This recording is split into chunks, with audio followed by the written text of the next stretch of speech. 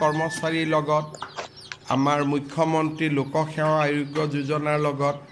বহুত কেইটা ডাটাবেছৰ লগত আমি ইয়াক মেটচ কৰাইছিলোঁ যাতে এজনো অযোগ্য হিতাধিকাৰীয়ে এই আঁচনিত সোমাব নোৱাৰে যোৱাকালি আমি এই গোটেই অৰুণোদয় দ্বিতীয় আঁচনিটোৰ আৰু পৰা তৃতীয় আঁচনিলৈ আমি যোৱাৰ বাবে যিখিনি ব্যৱস্থা আছিলে তাক আমি সম্পূৰ্ণ কৰিলোঁ আৰু জুলাই মাহৰ পৰা আমি অৰুণোদয় দ্বিতীয় আঁচনিটো আমি সামৰণি মাৰিলোঁ এতিয়া গোটেই এই মাহটো আগষ্ট মাহটো আমাৰ নৱনিৰ্বাচিত পঞ্চায়তৰ প্ৰতিনিধিসকল বা জিলা উপায়ুক্তৰ প্ৰতিনিধি প্ৰত্যেকজন অৰুণোদয় হিতাধিকাৰীৰ ঘৰলৈকে যাব মোৰ পৰা এখন পত্ৰ লৈ যে আপুনি অৰুণোদয়ৰ বাবে নিৰ্বাচিত হৈছে আৰু অকল খালী পত্ৰখন দিবৰ কাৰণে অলপ বেয়া লাগে কাৰণে লগত এখন আমি সৰু কিতাপো পঠাইছোঁ মহাপুৰুষ শ্ৰীমন্ত শংকৰদেৱৰ ওপৰত উপেন ব্ৰহ্মৰ ওপৰত মহাপুৰুষ মাধৱদেৱৰ ওপৰত APJ আব্দুল কালামৰ ওপৰত গোপীনাথ বৰদলৈৰ ওপৰত মূলা গাভৰুৰ ওপৰত ভগৱান শ্ৰী ৰামৰ ওপৰত গোপীনাথ বৰদলৈ লিখা এখন পুথি আছিল তাকো আমি পঠিয়াইছোঁ ৰাণী লক্ষ্মীবাই গমধৰ কোঁৱৰ লক্ষ্মীনাথ বেজবৰুৱা স্বামী বিবেকানন্দ এনেকৈ চিঠিখনৰ লগত এখন সৰু আমি কিতাপো দি পঠাইছোঁ যিহেতু এইবাৰ আমি কিতাপৰ বৰ্ষ পালন কৰি আছোঁ তাৰমানে 40 লাখ পৰিয়ালত এখন পঢ়িবৰ কাৰণে কিতাপো গৈ পাবগৈ এই অৰুণোদয় তৃতীয় আঁচনিটো এই গোটেই প্ৰক্ৰিয়াটো সমাপন কৰোঁতে আমাক এমাহ লাগিব ঘৰত গৈ আমি গোটেইখিনি দিওঁতে আগষ্ট মাহৰ অৰুণোদয় কোনেও নাপাব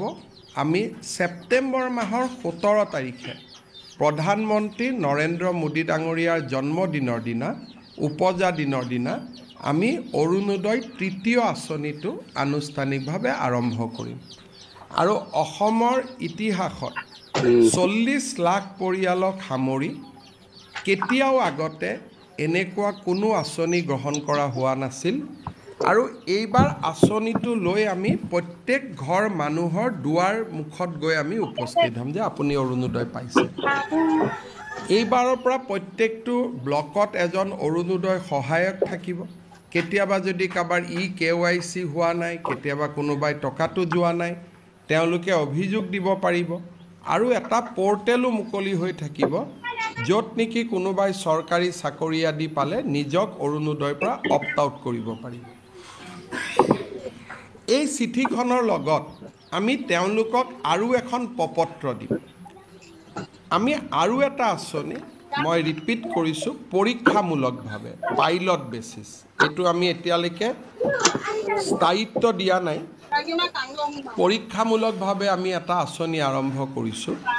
যে অৰুণোদয় পৰিয়ালে যদি গেছ কিনে ৰন্ধন গেছ কিনে তেতিয়াহ'লে তেওঁলোকক আমি 250 টকাৰ ৰাজ সাহায্য এটা প্ৰদান কৰিম অৰ্থাৎ অৰুণোদয় পৰিয়ালটোৰ যিকোনো এজন সদস্যই যদি এটা ৰন্ধন গেছ ক্ৰয় কৰে লগে লগে IOC আমাক জনাই দিব যে অমুক পৰিয়ালটোৱে আজি এটা গেছ কিনিলে লগে লগে তেওঁৰ একাউণ্টত আৰু 250 টকা জমা হৈ যাব তাৰমানে যিটো 1250 টকা পাইছিলে এতিয়াৰ পৰা গেছ কিনিলে যদি গেছ নিকিনে 250টো নাযায় যদি গেছ কিনে তেতিয়াহ'লে তেওঁলোকৰ পৰিয়ালটোলৈকে 250 টকাও চৰকাৰে ডেবিট কৰি দিব এই চিঠিখনৰ লগত আমি গেছৰ কথাখিনি লিখিবৰ কাৰণে লগত এখন ফৰ্ম পঠিয়াম চিঠিখন যেতিয়া গাঁৱত তেওঁলোকে লৈ যাব চিঠিখনো দিব লগতে ক'ব যে আৰু এটা আঁচনি আপোনালোকৰ কাৰণে আহিছে ডিটেইলছটো দিয়ক আমাক কি ডিটেইলছ লাগিব অৰুণোদয় পৰিয়ালটোৰ যিগৰাকী মানুহে গেছ লৈছে গেছ কানেকশ্যন নম্বৰটো লাগিব তেতিয়াহে IOCৰ লগত আমি টাই আপ কৰিব পাৰিম যদি গেছ নম্বৰ নাথাকে IOC আমাক সহায় কৰিব নোৱাৰে গতিকে গেছ কানেকশ্যন নম্বৰটো আমি তেওঁলোকৰ পৰা ল'ব লাগিব তাৰ কাৰণে দ্বিতীয় প্ৰপত্ৰখনো ঘৰত লৈ যাব অৰুণোদয় পোৱা ভাল খবৰটো দিব লগত আৰু এটা খবৰ দিব যে নতুন এটা আঁচনিও চৰকাৰে আৰম্ভ কৰিছে এই আঁচনিখন আমি জানুৱাৰী ফেব্ৰুৱাৰী মাৰ্চ এপ্ৰিল আমি 4 মাহ কৰি চাম যদি ৰাইজ উপকৃত হয় খুব ধুনীয়াকৈ যদি IOCৰ লগত সম্পৰ্কটো স্থাপিত হয় কাৰণ ইয়াত কেন্দ্ৰীয় চৰকাৰো জড়িত থাকিব ৰাজ্য চৰকাৰো জড়িত থাকিব যদি আঁচনিটো আমি ভাবাৰ দৰে যদি তালমিলটো বহিব পাৰে তেতিয়াহ'লে আমি আঁচনিটো ভৱিষ্যতৰ দিনত আমি তাক ৰাখি দিব পাৰিম কিন্তু তাত এটা তালমিল লাগিব গেছ কিনাৰ লগে লগে IOCয়ে গম পাব IOCয়ে ফাইনেন্সক জনাব কম্পিউটাৰৰ জৰিয়তে লগে লগে পইচাটো বেংক একাউণ্ট যাব লাগিব